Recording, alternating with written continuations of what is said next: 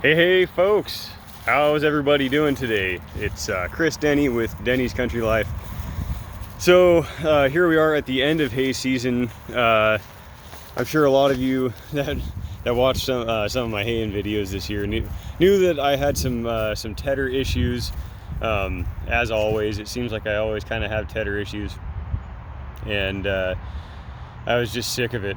So today I brought home my first ever piece of new hay equipment. So it's the Kubota TE Tango Echo 4052 Tango.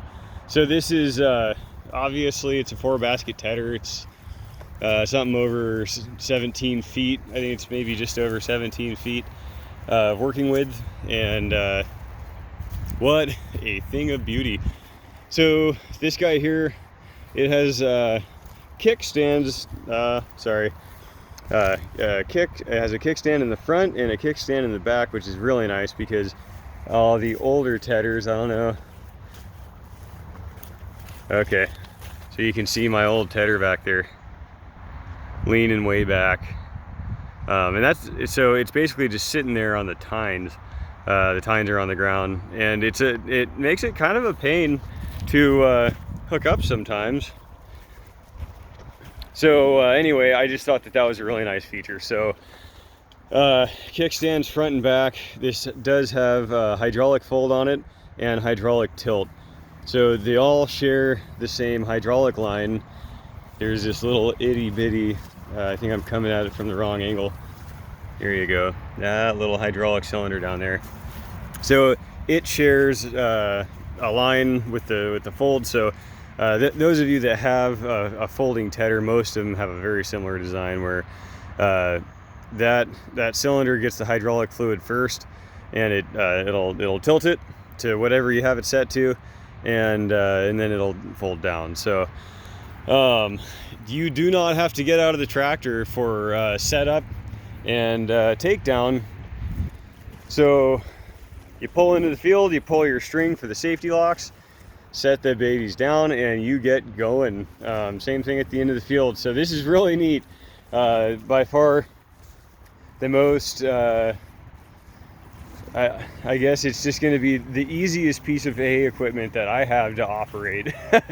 It makes up for all of the manual labor that the R23 twin rake asks of you. So, you know, that rake isn't that bad. I know a lot of people say, oh wow, well, you know, you have to move this and you have to push that around, and my rake's hydraulic and whatever. You know, that is outstanding. One day I might have the money to spend on something with the hydraulics, but that twin rake isn't that hard to set up. It takes me about 2 minutes. So but this will be a treat. So now, I'm sorry about that. I don't have to worry about a tedder anymore, assuming that I don't run this into a stump or something else like that.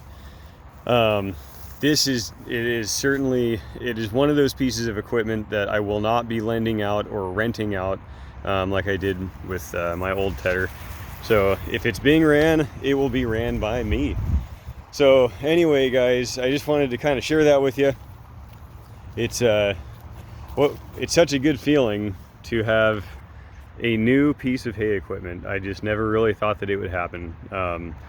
So at this point, I'm pretty satisfied with what I have as far as my hay fleet goes.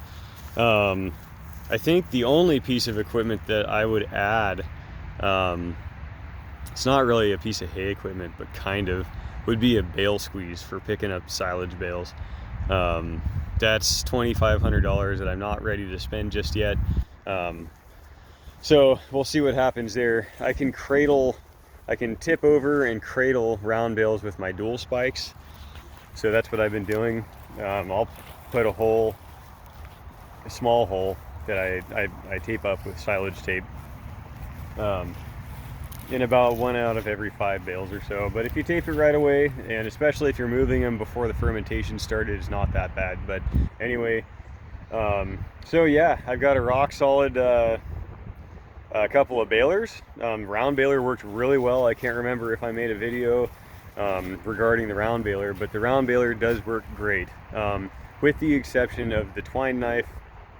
When you cycle it all the way over, it doesn't cut the twine, so I have to get out of the tractor, go cut the twine, and then get back to baling. So not the end of the world, but it does make a reasonably tight bale. I haven't messed with the hydraulic tension on it. That's something I'll do next year, but it's probably cranking out about a 750 pound 4x5 bale. So anyway, I'm happy with my balers, in love with the rake. I finally have a good tedder and a very reliable newer mower, so I don't need to be spending any more money on hay equipment. But with all that being said, I'm very happy that I did this. I know that I'm not going to regret it. It is, you know, it was a move that I felt that I had to make. If I would have done this in the beginning, which I know is tough to do when you're first getting started with your own hay operation, to fork out money for a brand new piece of equipment, but I have bought and sold several older used tedders, and I just have problems with them. And it's not that I'm running them really hard. I don't do a ton of acreage. My fields might be rough, but I don't run those tines into the ground. I'm really careful about that. I don't push them too hard. I don't move too fast. I just have been finding good deals on, well, good deals on old tedders that have been well used.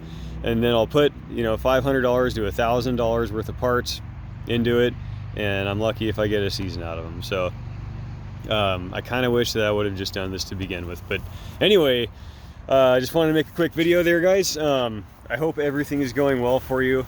I hope you're staying safe. I hope the Lord is smiling on you like he is for myself and my family. Y'all take good care. We'll catch you on the next video.